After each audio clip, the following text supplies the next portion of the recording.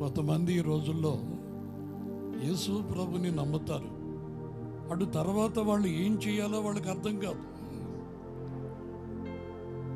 ఏమండి, ఈ బోధకులు కూడా వాళ్ళకి చెప్పరు. ఒకవేళ మీలో ఎవరైనా రక్షించబడి ఉంటే, యేసు ప్రభుని నమ్మి ఉంటే, ఆత్మ సంబంధమైనటువంటి సంఘములోనికి నడిపించబడండి. ప్రతిష్ఠించబడినటువంటి సేవకుల దగ్గరికి వెళ్ళండి.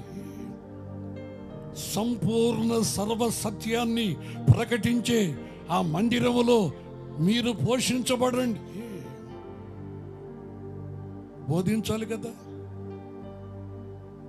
ఏమిటి, రక్షించబడినటువంటి వారు ఎక్కడికి వెళ్ళాలి? ఏమిటి, ఏదో ఒక మందిరం మీద సిలువ కనబడుతుంది, ఆ సిలువ ఉన్నటువంటి ఆ మందిరంలోనికి వెళ్ళండి. కాదు కాదు, రక్షించబడినటువంటి వారు కడవరి రక్షణ కొరకు ఎదురు చూడాలి. యేసు ప్రభు రాకడ వరకు సంఘములో నిలిచి ఉండాలి. సంపూర్ణముగా స్వస్థపరచబడాలి, సంపూర్ణముగా రక్షించబడాలి, ఆత్మ ఫలములు ఫలించాలి. దానికి కావలసింది ఏ సంఘం అంటే, ఏ ప్రార్థనా మందిరం అంటే, మీకు ఏది ఇష్టమో అక్కడికి వెళ్ళండి అని చెప్పనేది కాదు. యేసు ప్రభు ఏ విధంగా బోధిస్తున్నాడో చూడండి. ఆయన ఒక క్రమం. రక్షించబడ్డావు, స్వస్థపరచబడ్డావు. నీవిప్పుడు ప్రార్థనా మందిరానికి వెళితే అక్కడ నువ్వు సంపూర్ణముగా స్వస్థపరచబడతావు. హల్లెలూయా, హల్లెలూయా. ఇప్పుడు నీకు శరీర సంబంధమైనటువంటి స్వస్థత మాత్రమే వచ్చింది. అది నీ విశ్వాసమును బట్టి, దేవుడు నిన్ను ప్రేమించటం బట్టి. కనుక నేను బాగుపడిపోయాను, నాకు సంపూర్ణ ఆరోగ్యం వచ్చేసింది అని చెప్పని ఇంకా నీ ఇష్ట ప్రకారం బ్రతకూడదు. నువ్వు సంపూర్ణంగా స్వస్థపరచబడాలి. అసలైనటువంటి రోగం నీలో ఇంకా అది జీవిస్తూనే ఉంది. నేను నిన్ను ముట్టి శరీర సంబంధమైనటువంటి రోగాన్ని మాత్రమే స్వస్థపరిచా, కానీ నీ అంతరంగములో దాగి ఉంది పాపము అన్నటువంటి రోగం. ఇర్మియా గ్రంథంలో మనం గమనిస్తే చూడండి, ఇర్మియా గ్రంథంలో 17వ అధ్యాయం 9వ వాక్యం, హృదయము అన్నిటికంటే మోసకరమైనది, అది ఘోరమైన వ్యాధి గలది, దానిని గ్రహింపగలిగినటువంటి స్పెషలిస్ట్ లేరి. అమెరికాలో ఉన్నారా, లండన్లో ఉన్నారా, ఏమిటి భారతదేశంలో ఉన్నారా, ఏ దేశంలో ఉన్నారు? హృదయంలో ఉన్నటువంటి ఘోరమైనటువంటి వ్యాధికి మందు ఇచ్చే ఆ వైద్యుడు ఎక్కడున్నాడు? శరీరానికి ఏదైనా జ్వరం వస్తే ఏమండి, ఇంచుమించు ఒక 10 రోజుల నుంచి పండుకున్నటువంటి ఆ మంచం మీద నుంచి లేవాలని 10 రోజుల నుంచి ఆహారం లేదు. అదొక రకమైనటువంటి విష జ్వరంతో బాధపడుతూ వచ్చి ఈరోజు మీ మధ్యలోనికి వచ్చానంటే నాకే ఆశ్చర్యంగా ఉంది. కనీసం అడుగు తీసి అడుగు పెట్టలేని ఆ బలహీనమైనటువంటి పరిస్థితి, కాళ్ళు వణికిపోతా ఉంది. ఏడు ఇంచుమించు 500 కిలోమీటర్లు ప్రయాణం చేయగలిగినంటే ఇది నా బలం కాదు, నాలో ఉన్న శక్తి కాదు.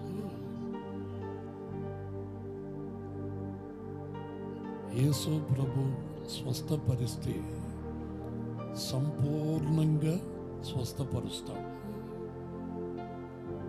మనుషులు కాదు.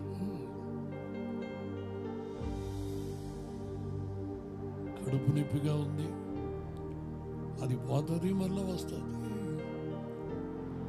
కానీ యేసు ప్రభు సంపూర్ణ స్వస్థత మనకి ఇవ్వాలని, సంపూర్ణ ఆరోగ్యం, రక్షణ మనం పొందుకోవాలని ఈ మొదటి రోజే మనల్ని ప్రేమించి కొంచెం లోతుగా మనకు సర్వసత్యాన్ని వినిపిస్తున్నాడు. ఎందుకు ప్రార్థనా మందిరాన్ని పరిచయం చేస్తున్నాడో తెలుసా? ప్రార్థనా మందిరంలోనికి వెళితే అక్కడ యాజకుడు ఉంటాడు. ఆ యాజకుడు ఏ విధంగా ఉంటాడు? ఏమంటే ఈ రోజుల్లో చాలా మందిని మనం చూస్తున్నాం, వీళ్ళు సేవకుల, సినిమా యాక్టర్ల అని చెప్పని అర్థం కావటం. ఏంటి తెల్లటి వస్త్రాలు, ఏంటి వాళ్ళ ఒంటి మీద కనబడటం, అమ్మో కలర్లు కలర్లు కలర్లు కలర్లు. ఏంటి మీటింగ్లో నేను చూస్తుంటాను కదా, ఏంటి వాళ్ళని చూస్తుంటే, ఒరే మీరు సేవకుల, దేవుని సంఘం అనే మందసాన్ని మోసే లేవీయుల, యోర్దాను నదిలో సంఘము కొరకు ప్రాణాలు తెగించి నిలబడినటువంటి యాజకుల, లేకపోతే మీరు జీతగాళ్ళ? మిమ్మల్ని చూస్తుంటే ఆశ్చర్యంగా ఉందిరా బాబు. ఎందుకని చెప్పనంటే, జీతగాళ్ళు జీతగాళ్ళే, ప్రాణం పెట్టి సంఘము కొరకు రాత్రింబవళ్ళు కన్నీరు విడుస్తున్న యాజకులు యాజకులు. ఆమె ఆ యాజకుడిని పరిచయం చేస్తున్నాడు, అందరినీ కాదు. ఏ సంఘములో సంపూర్ణ ఉపదేశం ఉంటుందో, ఏ సంఘములో సర్వ సత్యం బోధించబడుతూ ఉంటుందో అక్కడికి వెళ్ళు. అక్కడికి వెళితే నీ హృదయములో జీవిస్తున్నటువంటి ఆ పాపం అనే రోగం స్వస్థపరచబడుతుంది. అది స్వస్థపరచబడితేనే నీ శరీరంలో ఉన్నటువంటి రోగము బాగుపడుతుంది. హృదయములో రోగం ఉంటే నీ శరీరములో మరలా మరలా ఆ రోగం వస్తూనే ఉంటుంది. ఆ హృదయములో ఉన్నటువంటి రోగం అది పాపం అనే రోగం. అది ఆ పాపములో నుంచి నువ్వు విడిపించబడాలి.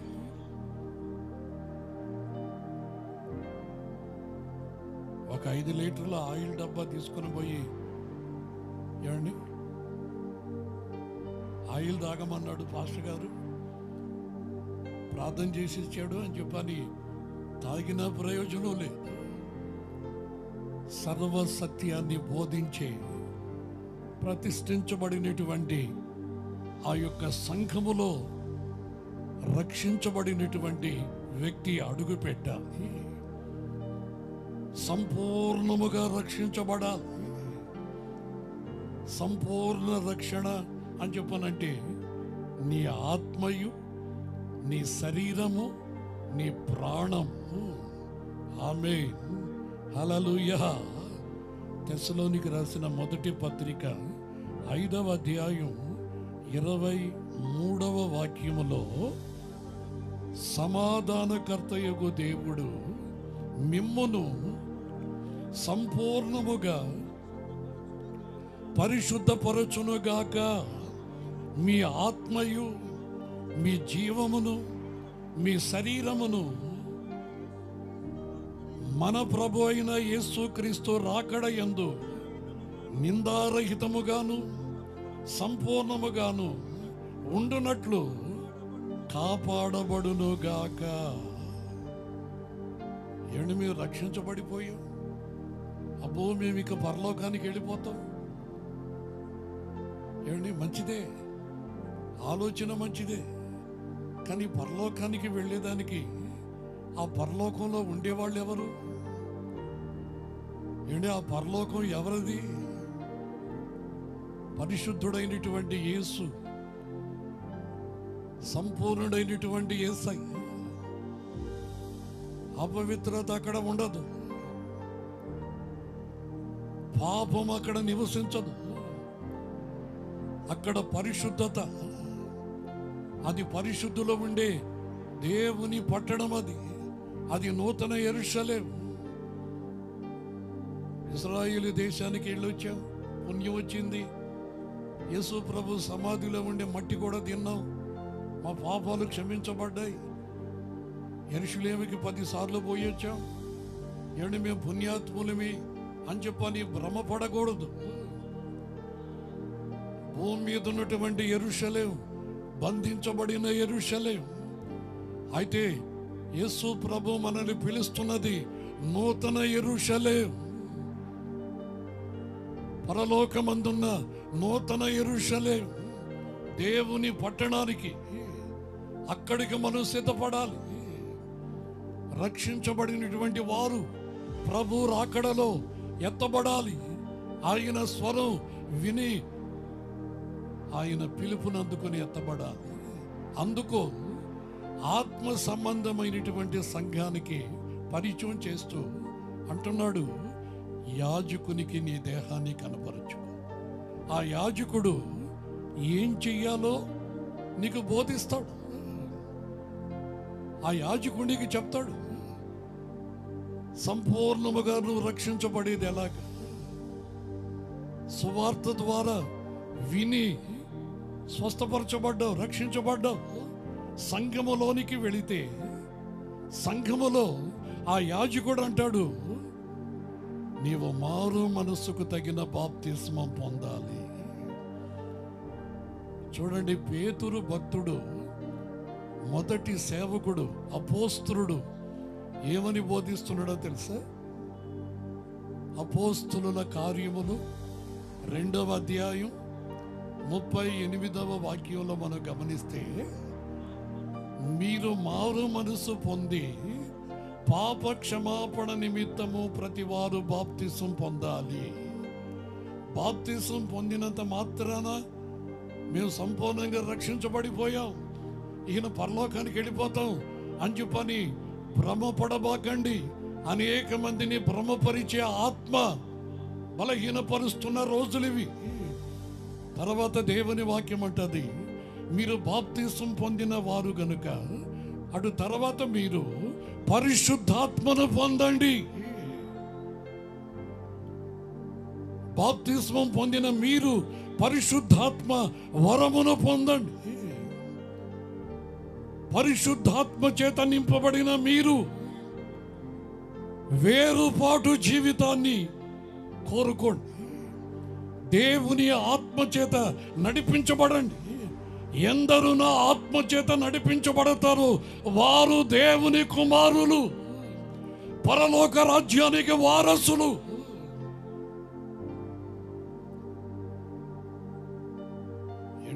ఏదో రక్షించబడిపోయాం, చిన్న బైబిల్ కనబడకపోతే పెద్ద బైబిల్ కొన్నాం.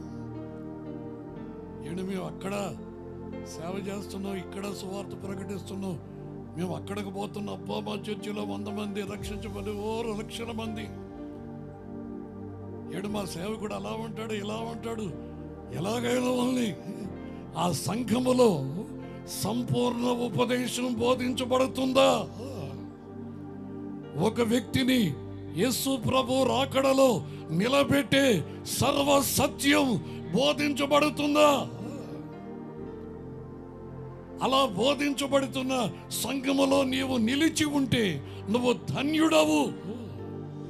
నీ జీవితంలో నీకు మేలు కలగతానే ఉంటారు, ఆశీర్వదించబడుతూనే ఉంటావు, ఆత్మ ఫలములలో వర్ధిల్లుతూనే ఉంటావు.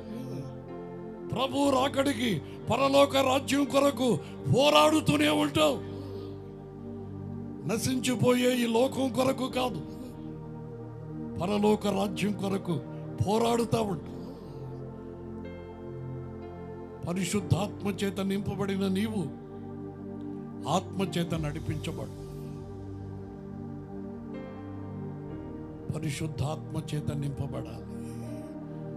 పరిశుద్ధాత్మ దేవుడు అంతరంగములో నీలో నివసించి, నీలో సంచరించి, నిన్ను అంతరంగములో హృదయాన్ని పరిశుద్ధపరచటం ప్రారంభిస్తాడు.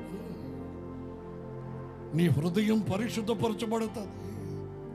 ప్రతిష్ఠించబడినటువంటి సేవకుల ఉపదేశము ద్వారా, సంపూర్ణ సత్యము ద్వారా నీ హృదయం పరిశుద్ధపరచబడటం ప్రారంభించబడుతుంది. ఆ వాక్యం నీ హృదయములోనికి వెళ్ళి నీ హృదయములో ఉన్న ఆ పాపమనే రోగాల్ని స్వస్థపరచటం ప్రారంభిస్తుంది. పరిశుద్ధపరచబడుతుంది. వాక్యము నివసించే ఆలయముగా నీ హృదయం మార్చబడుతుంది. దేవుడు నీకు తోడుగా ఉంటాడు. పరిశుద్ధాత్మ చేత నీవు నడిపించబడుతూ నువ్వు వెళుతున్నటువంటి మార్గంలో నీకు ముందుగా ఆయన వెళ్ళి ఆటంకాల్ని తొలగిస్తాడు. ప్రభువా, నాకు తోడుగా రా, నన్ను ఆశీర్వదించు తండ్రి, నా కుటుంబాన్ని దీవించు. మంచిదే, ఆలోచనలు మంచిదే. ఆయన అంటున్నాడు, నీ అంతరంగములో పాపము దాగి ఉంది. నీ హృదయములో వాక్యము ఎలా నివసిస్తుంది, నీలో దేవుడు ఎలా నివసిస్తాడు, నీతో కూడా ఎలా వస్తాడు. ఆయన పరిశుద్ధుడు. ఆయన ఘోరమైనటువంటి పాపులమైనటువంటి మనల్ని పరిశుద్ధపరిచి ఆయన వలె మార్చి ఆయన రాకడలో పరలోకానికి తీసుకుని వెళ్ళే దేవుడు ఆయన. ఈరోజు రేపో ఏ క్షణమో నశించిపోయే ఈ లోకములో రక్షించబడినటువంటి నిన్ను, నీ కుటుంబాన్ని విడిచిపెట్టేవాడు కాదు. ఆయన నిన్ను సంపూర్ణముగా రక్షించి నిత్యము ఆయన ముఖ దర్శనం చేస్తూ ఆయనతో నివాసం, నిరంతరము ఆయనతో జీవించే ఆ ధన్యతను అనుగ్రహించుటకు ఈ మొదటి రోజు ప్రభు నిన్ను ప్రేమించి మాట్లాడుతున్నాడు. హల్లెలూయా, హల్లెలూయా. నువ్వు సంపూర్ణముగా రక్షించబడాలి. నీ ప్రాణం, నీ ఆత్మ, నీ శరీరం యేసుక్రీస్తు రాకడలో నిందారహితముగా కనబడాలి. ఆత్మ సంబంధమైనటువంటి సంఘములో పరిశుద్ధాత్మ దేవుడు నీకు ఉపదేశించేటప్పుడు, ఆ వాక్యాన్ని నీ హృదయములో భద్రపరుచుకున్నటప్పుడల్లా నీ అంతరంగము పరిశుద్ధపరచబడటం ప్రారంభించబడుతుంది. ఆయన అంతరంగములో నివసించే దేవుడు ఆయన. కనుక ఏదో నేను రక్షించబడిపోయాను అని చెప్పని సంబరపడకూడదు. రక్షించబడ్డావు, కానీ సంపూర్ణ రక్షణ నీకు రావాలి. అది పరిశుద్ధాత్మ అభిషేకము ద్వారా నీకు అనుగ్రహించబడే వరమది. యేసు ప్రభు త్వరగా రాబోతున్న రోజులు దగ్గర పడుతున్నటువంటి ఈ క్షణాలలో మనల్ని మనం జాగ్రత్త పరుచుకుందాం. అబద్ధ బోధలు, అబద్ధ బోధకులు విస్తారంగా లోకములోనికి ప్రవేశించి ఉన్నారు. సాధ్యమైతే వెలుగుతున్నటువంటి నక్షత్రాల్ని కూడా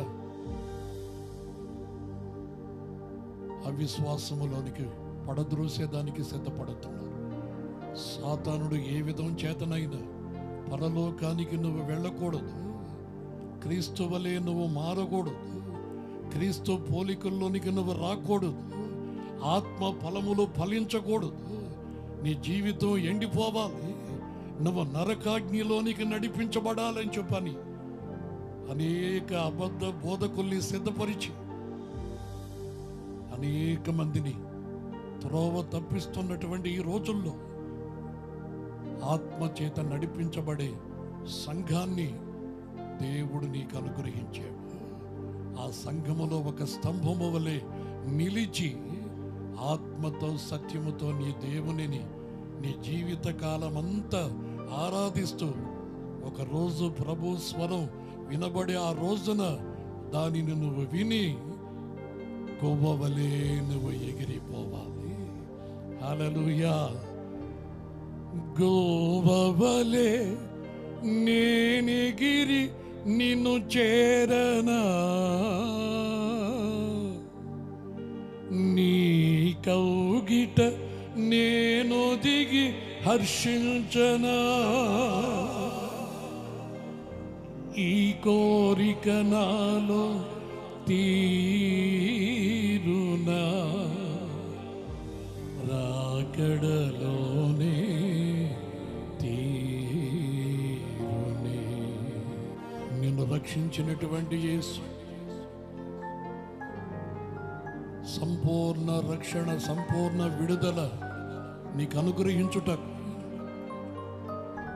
ఆయన తన సంఘము కొరకు రాబోతూ ఉన్న రోజులు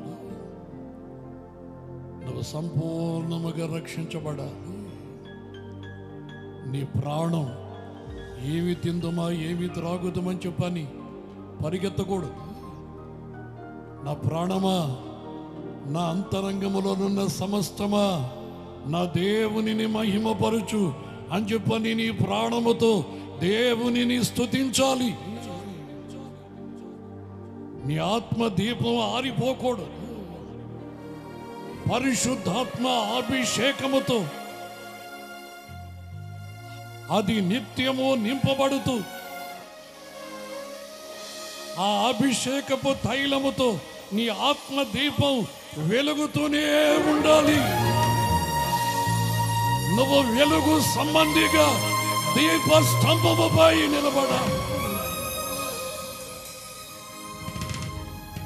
నీ కొరకు ప్రాణం పెట్టి నిన్ను రక్షించింది. అందరి వలె జీవించుట కొరకు కాదు, అందరితో పాటు నీవు కూడా కాదు. నీలో ఒక ప్రత్యేకత,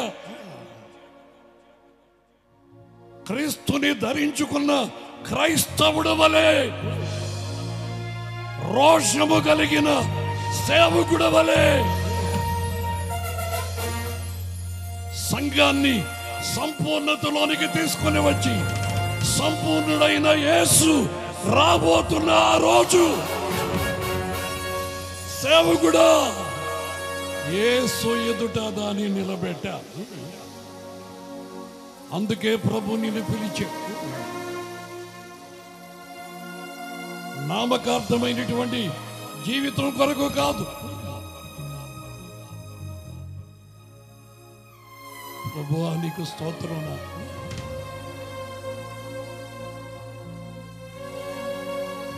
గువ్వవలే మనం ఎగిరి ఆయన సన్నిధికి చేరుకునే ఈ కడవరి రోజులలో సంగమా సంగమా జాగ్రత్త పడు.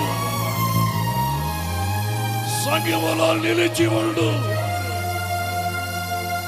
సంపూర్ణముగా నీవు శుద్ధీకరించుకో. పరిశుద్ధాత్మ అభిషేకముతో నింపబడు. అభిషేకముతో మైనించబడు. నీ కొరకే యేసు రాబోతున్నాడు. యవనస్తులారా, సిలువని మోసి యేసుని వెంబడించి అనేక యవనస్తుల్ని రక్షించాడు. సంఘములోనికి చేర్చాడు. నీ యవన కాలపు జీవితం యేసు కొరకే, యేసు కొరకే. అందుకనే ఆయన నీ కొరకు ప్రాణం పెట్టు. నీ కొరకు ఆఖరి రక్తము బట్టి వరకు నీ కొరకు కాచాడు. అనేక మంది యేసుని విడిచి లోకాన్ని వెంబడిస్తూ లోకంలో నశించిపోతున్న ఈ రోజుల్లో నువ్వు యేసుని వెంబడించాలి. నీవు సర్వ సత్యాన్ని వెంబడించాలి. సంపూర్ణ రక్షణలోనికి నీవు నీ కుటుంబం రావాలి. యేసుని చూడాలి. యేసుతో సదాకాలం మనం జీవించాలి.